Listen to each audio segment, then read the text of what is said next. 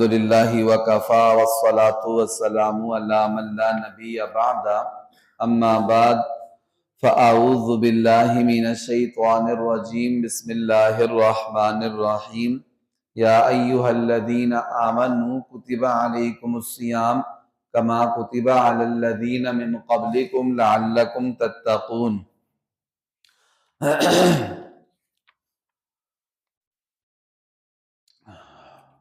وعن انس رضی اللہ تعالی عنہ قال سئل النبی صلی اللہ علیہ وسلم ای الصوم افضل بعد رمضان فقال شعبان لتعظیم رمضان قیل فای صدقۃ افضل قال صدقۃ فی رمضان صدق اللہ العظیم وصدق رسولہ النبی الکریم۔ میرے محترم بھائیوں دوستو، یہ شعبان المعظم کا مہینہ شروع ہے اور آج شعبان کی 4 تاریخ ہو چکی ہے۔ رمضان المبارک میں صرف 25-26 دن رہ گئے ہیں۔ یہ جو شعبان کا مہینہ ہے، آج کے درس میں آپ کے سامنے اس بات کا ذکر کیا جائے گا کہ یہ شعبان کے مہینے کو شعبان کیوں کہتے ہیں، اور دوسری بات یہ ذکر کی جائے گی کہ شعبان کے مہینے کے ساتھ المعظم کا لفظ کیوں لگایا جاتا ہے۔ ایسے کہا جاتا ہے کہ شعبان المعظم، جیسے رمضان کے ساتھ کہتے ہیں رمضان المبارک، رجب المرجب، تو یہ شعبان کے ساتھ معظم کا لفظ کیوں لگایا جاتا ہے۔ سب سے پہلی بات کہ شعبان کو شعبان کیوں کہتے ہیں۔ شعبان عربی زبان کا لفظ ہے اور اس کا معنی ہوتا ہے پھیلانا اور شاخ در شاخ ہونا، اور اس مہینے کا یہ نام اس لیے رکھا گیا ہے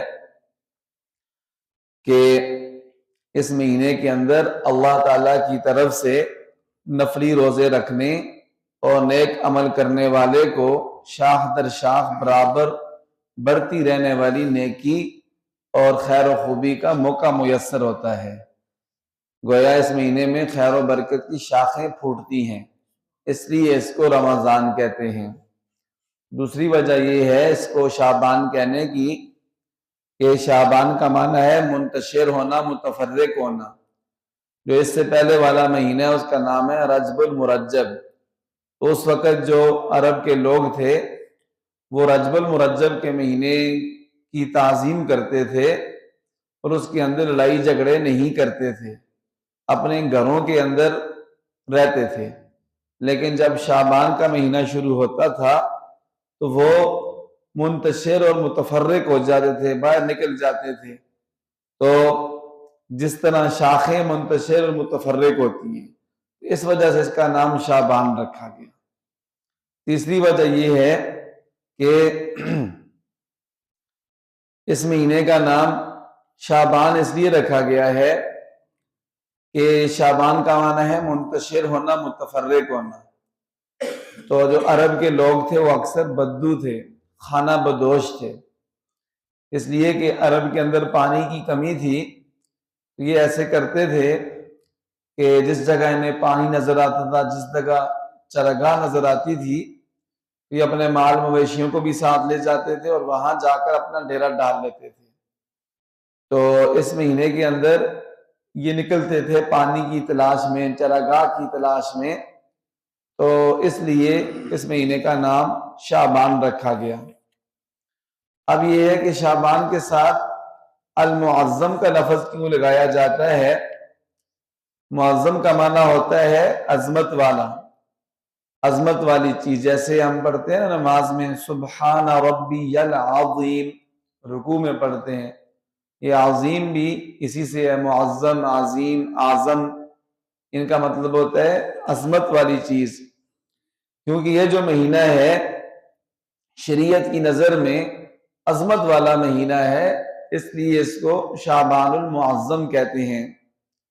اور ایک حدیث پاک میں یہ بھی آیا ہے کہ پیارے نبی حضرت محمد مصطفیٰ صلی اللہ علیہ وسلم سے پوچھا گیا، سئل النبی صلی اللہ علیہ وسلم ای الصوم افضل، کہ اے اللہ کے پاک نبی کون سے روزے افضل ہیں بعد رمضان، رمضان کے بعد، یعنی رمضان مبارک کے علاوہ کس مہینے میں روزے رکھنا افضل ہے؟ تو پیارے نبی صلی اللہ علیہ وسلم نے ارشاد فرمایا شعبان لتعظیم رمضان، شعبان کے مہینے میں روزے رکھنا افضل ہے۔ کیوں؟ اس کی وجہ کیا ہے؟ حضور نے فرمایا لتعظیم رمضان، رمضان کی عظمت کی وجہ سے اس مہینے میں روزے اس لیے رکھتے ہیں کہ اس کے بعد جو آنے والا مہینہ ہے وہ بہت عظیم الشان مہینہ ہے، رمضان مبارک، تو اس کی تعظیم کے لیے، اس کے ادب کے لیے، اس کے احترام کے لیے اس مہینے کے اندر روزے رکھنا باعث ثواب ہے، اس لیے اس مہینے کو شعبان المعظم کہا جاتا ہے۔ پھر حضور سے پوچھا گیا اللہ کے پاک نبی یہ بھی بتائیں کہ فَأَيُّ الصَّدَقَةِ افضل، صدقہ کون سا افضل ہے، یعنی کس مہینے کے اندر مال خرچ نہ کرنا اللہ تعالیٰ کی راہ میں وہ زیادہ فضیلت کا باعث ہے؟ تو پیارے نبی صلی اللہ علیہ وسلم نے فرمایا صدقۃ فی رمضان، رمضان مبارک میں صدقہ کرنا، اپنے مال کی زکوٰۃ نکالنا یا ویسے بھی نفلی صدقہ دینا، یہ باقی مہینوں کی بنسبت زیادہ اجر اور ثواب کا باعث ہے اور افضل ہے۔ بس آج کے اس درس میں ہم نے یہ دو باتیں سیکھی ہیں، ایک یہ کہ شعبان کے مہینے کو شعبان کیوں کہتے ہیں، دوسرا یہ کہ شعبان کے مہینے کے ساتھ المعظم کا لفظ کیوں لگایا جاتا ہے۔ اللہ تعالیٰ سے دعا ہے کہ اللہ تعالیٰ ہمیں عمل کی توفیق عطا فرمائے۔